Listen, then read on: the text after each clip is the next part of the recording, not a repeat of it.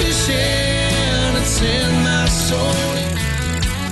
Welcome to the Salt Strong Podcast, disrupting fishing entertainment as you know it. Prepare to laugh. Prepare to get to know fishing legends in a whole new and unfiltered way. And on occasion, you might even learn a thing or two about fishing. Here's your host, Joe Simons. Like diamonds. Hello, Salt Strong Nation. Joe Simons, like diamonds. Hey, and Luke Simons. If you guys are listening on iTunes or Stitcher or Spotify or any of the amazing places you listen to our podcast, you might not know that we're in the back of Luke's yard. If you missed the last podcast we did together, we lost our camera and we did not recover it, if you are asking. I already got a couple emails from you. Yeah, that was a painful lesson. So brand new camera too. So we got a brand new camera, first time. Hopefully it looks real nice. We're actually using this. And if you are, of course, watching this on YouTube or any of the other intrawebs, you'll notice that we are in Luke's yard. We decided on this first one, let's not even give it any chance that this might fall in the water. I think our biggest risk here is stepping on Otis's poop, which I almost did in my boots already. Couple landmines. Couple little landmines here. So guys, this one is all about top spots maps. We're going to talk about the pros, the cons. We're going to talk about a couple other options. We're going to talk about, you know, what we got out of these when we used to use them. I had to go buy this today. This is how many times have we bought? I bet we probably have at least 4 of them. We just keep losing them. They're probably somewhere. They're probably still in one of my boxes. I just moved over here. But yeah, so we'll talk about the trials and tribulations from using these. They have some excellent pros. Yep. They also have some cons, and so we're going to cover that with full transparency on everything. Yep. So let's get right into it. We've got a top spots map in our hands. I don't know the whole history of top spots. They've been around for a long time. Luke and I both can recall as kids, way before we could drive, going with our dad, and we were pretty, I would say, addicted or hooked on these things. That's probably the better word. 100%. And meaning we almost kind of thought like this was just as important as our bait or our rods or reels, right? I mean, it was like something we would actually, like, we couldn't leave without. We'd actually go home or have to buy a new one if we forgot it. It was our GPS. Like, this was what we used to be able to go fishing. Yeah, and for those who don't know about it, let me just throw the cover out. So basically these are maps that really do 2 things. And number one, it's a map of the depths. So you can see this is Tampa Bay. Mm-hmm. It's actually kind of the St. Pete area where I moved. So you can, I'll come in close there. So you can see the depths, you can see the channels, you can see where some of the shallow zones are, right? It'll be highlighted in green. Hey, don't drive a boat there. But then it'll also have these red shades with numbers that explain, what these red shades. The red shades are fishing spots that they mark, and then there's a number table, right? So there's a little table. All the numbers correlate back to the table to show, what species can be caught there throughout the year. So it is pretty handy, and we really relied on this both for navigation and for finding the spots. Like this was literally, we use these a lot. The problem though is a false sense of security. So that's like, I'll say yes, it is great. Helped us out in the early years of learning saltwater fishing, but it was also a big problem in the fact that we were just so dependent on these that we thought, okay, if we have this is all we need, right? We have this, and now we need a bunch of lures, and great. But the problem is that we never did, the thing that was missing the longest, and the thing that actually got me away from these maps eventually, is actually incorporating the weather, not just the tides, but the weather, the tides, like the wind direction, tying in all of that to the spot selection. Because if you don't do that, no matter how many GPS spots you have or are given to you, it will not do you much good. And with the advent of online maps, like we were using these back before. I was going to preface that with saying for those of you that don't know how old we are, if you're listening, we were using this way before online satellite maps like Google. That was back when Google was charging $500, to be able to have access to like what we would laugh at now. Yeah. So this was all we really had. Yeah, and so correct. And so I think a good way to use these, they are nice to have the fact that they are waterproof, so you can take them out in the boat, you can get sprayed, and it will not ruin it. It is just nice for navigation. Also, it can highlight some general areas to check out. But when I had when we both had, the biggest revelation is when we started incorporating this with online maps as well, right? Because some of these shades are really big, like this Boca Ciega Bay, right? That's a big shade mark. That's like over a mile, right? So it's impossible. If you want to go catch trout in this zone, that's a really big zone. And so I would use online maps like Google Maps or MapQuest back then, now Google or Bing, to then look at the satellite imagery to go and find, the actual grass lines, or you can see the depth changes, to go, in that mile range to identify small little sections that have a good amount of unique forms of structure. But that's still not enough. Correct, but it's much better than just the map, because this is such a large range where it's truly a guessing game. It'll take all day long just to try to fish this one little zone, and they have so many zones. I mean, it's almost like you probably don't even need it at all. Which is why, for the record, we don't use these anymore. Not anymore, yeah. This is great for beginners and good for just navigation and spots in areas you've never been to before. But as far as I think the biggest mistake that we made was putting too much emphasis on things like this and not enough emphasis on really thinking about, incorporating our spot selection with the season that we're fishing, with the wind direction, which is something that most people don't think about at all. We didn't for many years, and obviously the tides as well, and then prioritizing those based on the season. So the number one question that all of you need to be asking if you really want to become more consistent when you have something like this, or if you're one of our insider members and you get to see where we fish every week and all of our dissections, or if you're with a full-time guide, which I encourage all of you to. If you go out there with a full-time guide, ask this question: why are the fish here? Yep. Right? Why? Just asking that why, you will get a wealth of information, right? And a lot of these points or these spots, they're static, right? That's why we don't really use this, because they're just points on a map, right? Like, yeah, I could say the same thing for $20. It's just a bunch of GPS points. Fish move, right? Fish move. We talk about a fish move every single tide cycle, and a lot of these points are done by captains. But the best thing, if you had a captain friend or someone who's really good, is to maybe get on a map like this and say, hey, why is that area in Boca Ciega good, right? And let them start telling you. Then all of a sudden it starts getting a whole lot easier, and then we can tie in the tides, right? Correct. And the wind and the weather, and just knowing what the trends are, which is what we teach at our Insider Club. Then, man, it's like, the puzzle's never completely solved as fishing. We've had guys like C. Richardson and Peter Deeks, and just some really amazing anglers who still say they're constantly learning. We have many full-time guides in our Insider Club for that same reason. They're constantly putting the pieces of the puzzle together.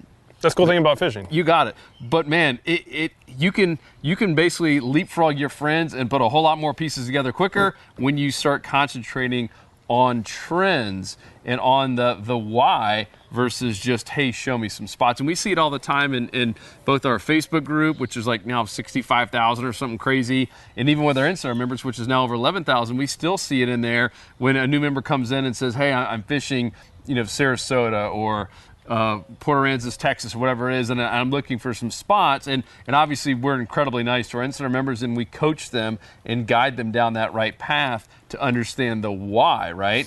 And I remember we had a guy recently, Luke, he said he was taking his family, I think it was like Hilton Head. It was like 3 months from now. Mm-hmm. And we gave him amazing advice of hey, here's some spots. We gave him an area. Some general ideas. However, let's reconnect on this when it's about a week or maybe 4 or 5 days ahead of it, where we can actually look at the weather, right? To look at really what's happening. They look at the trends, not just, hey, here's a couple spots, right? Because otherwise, these fishing guides, they basically sold their spots to top spots, which is fine. And they did it because they know the truth, is that those are just GPS spots, right?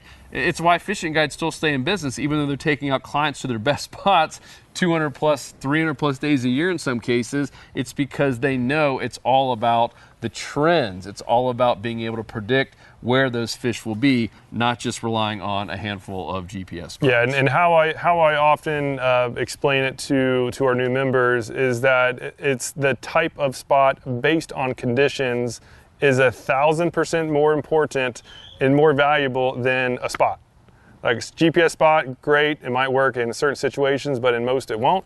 But if you know the type of spot for specific conditions, then as long as you know the specific conditions, weather, tide, season, then you can have 1,000 spots that are all going to have a high, I can't say they're all going to be good, but they're going to have a high probability of being good because they fit the mold. They fit the trends they actually fit the reactionary responses that redfish, sea trout, snook, flounder, that they do based on the weather patterns. And so the big thing that we left out for many years is the actual weather.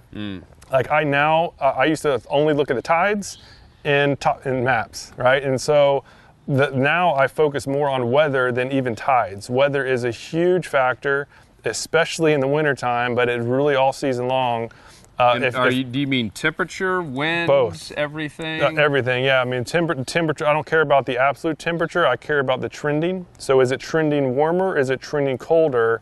And then also, in the winter versus the summer, there's a different response to it. Because that's literally what causes fish to move. I was about to say why. Yeah, and you just told me. See, that's all you do. You got a smart guy and you ask him why. Because that is literally, in the wintertime, for instance, if a cold front just came in, the fish don't care what tide it is. They don't care what time. They're just looking for warmth, right? And so if you know the type of spot that is going to make the water a little bit warmer than everywhere else, I could care less what the temperature is. I don't care what the water temperature is. I don't even look at my temperature gauge. I just know the type of factors that create warmth in the water, and I'll look for those zones, and it's guaranteed that spot is going to be a little bit warmer than everywhere else, and that's where the fish are naturally going to go.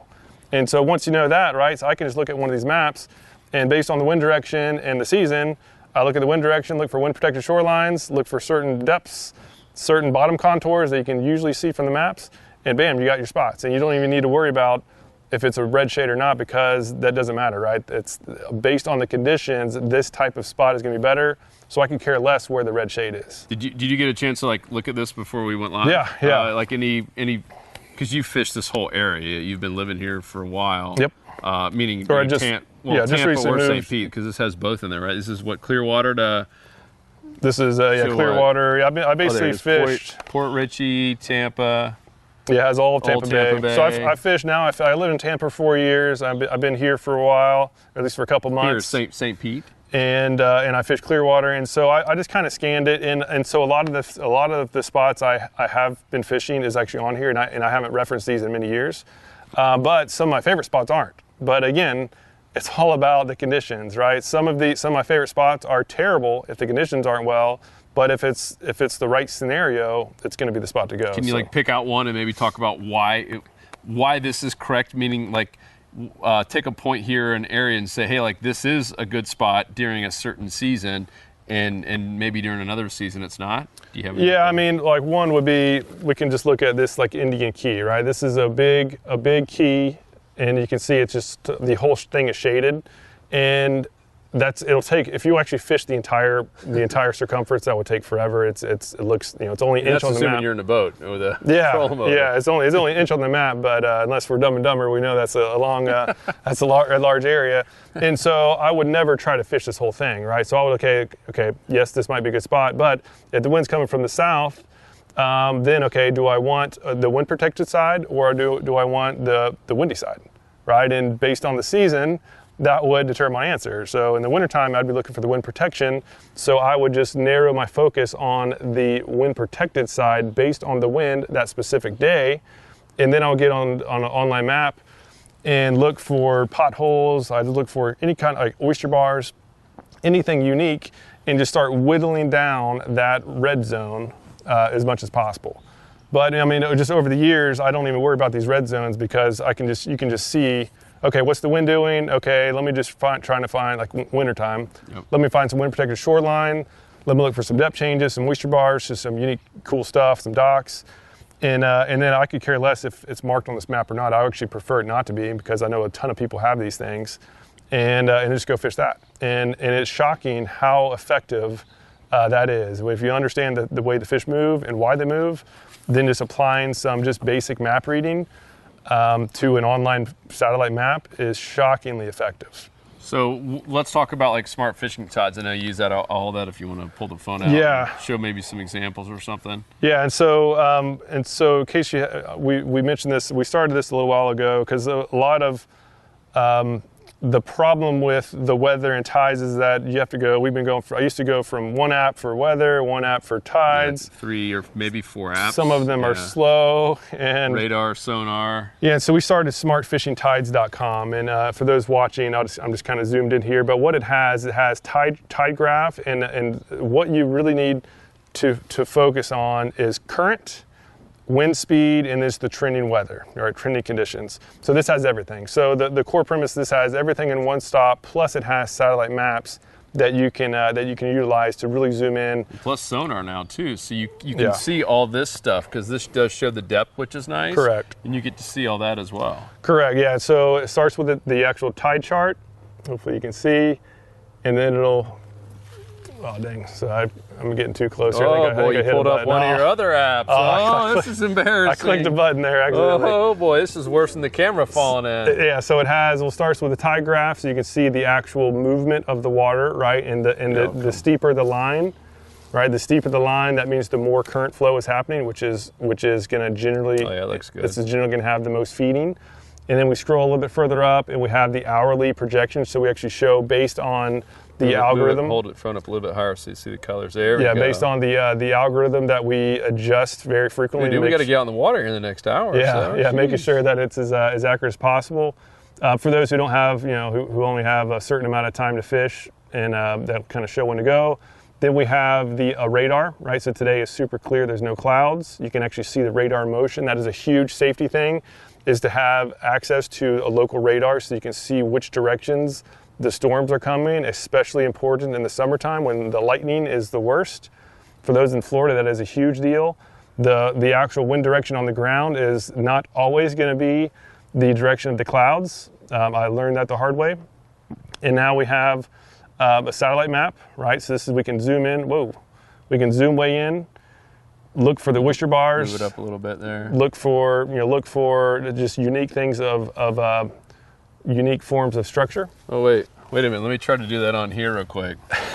Oh whammy! I can't zoom in on here. That's why I think these eventually might go extinct. No offense, Top Spot maps, but when you have all this stuff on a phone. Yeah, before smartphones. Yeah, and it seems to be getting, just more in depth every single year. It seems crazy how reliant we are. And man, I just went into the St. Pete Outfitters. What are they called? St. Pete? Yeah, St. Pete Outfitters. Yeah, great peeps.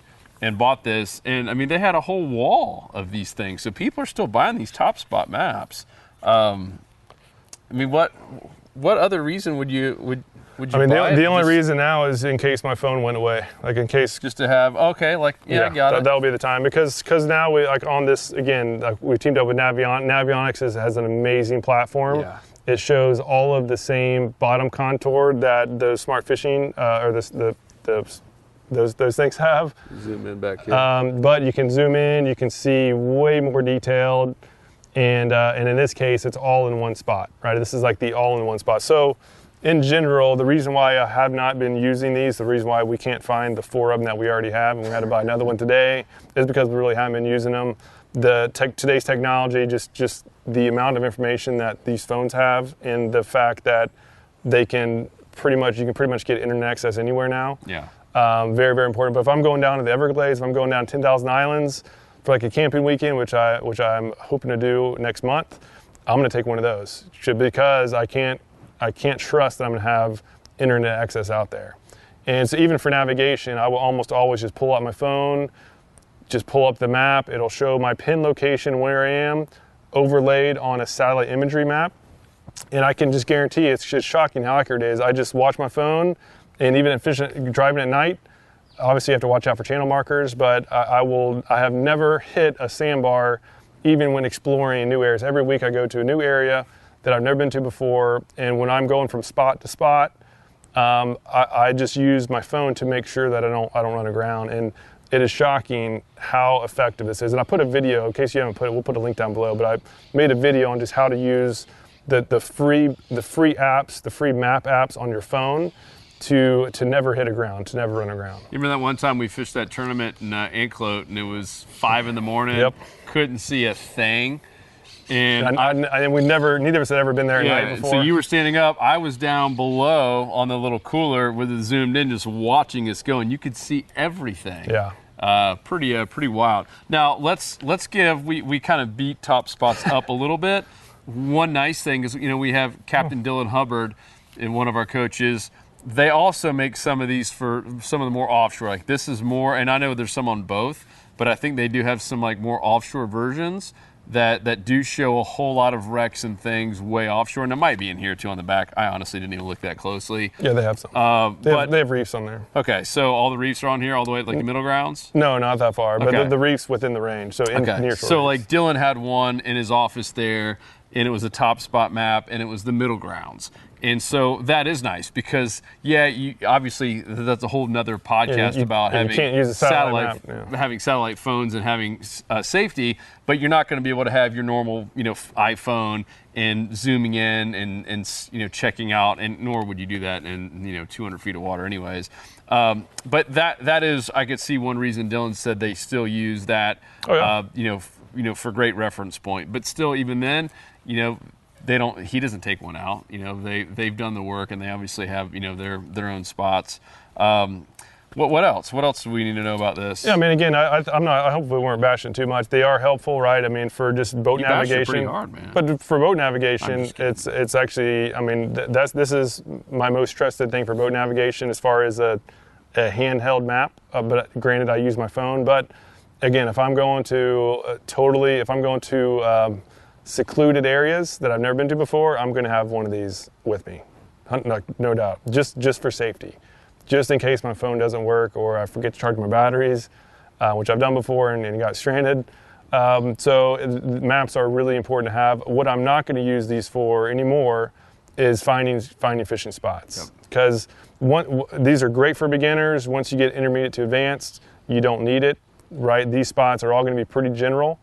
These are the type of spots that they get fished really hard, and the better spots are almost always going to be the smaller points that are the type of spot based on the conditions, that are condition specific. It's not about the spot; it's about the type of spot, right? And even fishing these big ranges, I mean, a lot of them are so big. That especially if you're kayak fishing. I mean, once like the Dumb and Dumber thing. Oh, it's only 9 inches or according whatever. to the map, it's only 2 inches. Yeah. But if you use this at all, I think what I'm hearing is it's for navigation and maybe a beginner to have a general idea. Correct. Right. Let's talk about that whole type of spot, because I want this to be super helpful as well. When we talk about asking why that was a good spot. And let's just talk about right now. So it's winter, even though it feels like it's 80 degrees and our sun's in our face right now. What kind of areas are you looking for on maps, not specifically? Yeah, I mentioned before. I mean, it's really weather dependent, and even though that is the fact that it's a trick question, even the fact that it's wintertime, and so just we'll preface the biggest mistake I see, because we have multiple online forums, is somebody will say, hey, I'm traveling somewhere. What are some spots to go to? Like where should I fish? And people give them answers, and my thought is that those answers are automatically not going to be very consistent or very trustworthy, because that person giving the answer doesn't know the weather that's going to happen, right? It's not say or the tides, hey, what time are you going to be fishing, right? What's the weather doing? What the tide's doing? If that kind of stuff isn't incorporated, then any specific spot is not going to be trustworthy. That was our biggest mistake, is that we had some really good spots, but they were only good for specific conditions. And we never really dialed in those specific conditions for a really long time, and that was the missing link. And that's why we had inconsistent results, is because we didn't put the weather, tides, all that stuff into the equation. So as far as right now in wintertime, my answer right now, this is 3 days of warmth, right? We're trending warm. My answer right now will be totally different than 4 days ago when we had that cold front that went down to in the 30s, the first time we've had 30s all day. So when it gets super cold, as fishers out there looking for warmth, all I look for is just warm pockets. But now the fish are going to be moving up shallow. This is almost going to be more of like a fall type stuff, and based on my recent trips where there's been a trending warm type scenario. Like I was fishing with some members 2 weeks ago. It was like 5 days of warmth, and the redfish were super aggressive and very shallow early in the morning, which is typically not a winter thing at all. But again, the weather was so unique, it really took it back to like a fall type period. So the long answer short is that I can't say in the wintertime you have to do this or you have to do that. It's really based on what the recent weather is doing. And that's why we started doing every single week for Insider members. It's just called the Smart Fishing Game Plan, where we look at the weather, right? We do it every Friday. Look at the weather for really Texas all the way up. We don't just look at the weather. We then tell you where to go fishing or what based type on the of weather. spot. But we look at the weather and then give the game plan that you should be using to maximize your results, right? Because that basically guarantees that members aren't making the same mistakes that we made for many years, where we just went to the same spots, didn't even bother with the wind direction or anything like that, or is it getting warmer or colder? We just went to these GPS spots that we heard were good and went there, had some great days, had way more bad days than good days. Yep. And so that's what we do every single Friday. Look at the weather, put out the game plan, and then for those who only have, we do it's all in 10 minutes or less. So a lot of our members are just super busy. We do like a new post every day. Yeah. And so some of the feedback we got was, hey, I don't have time to go through everything.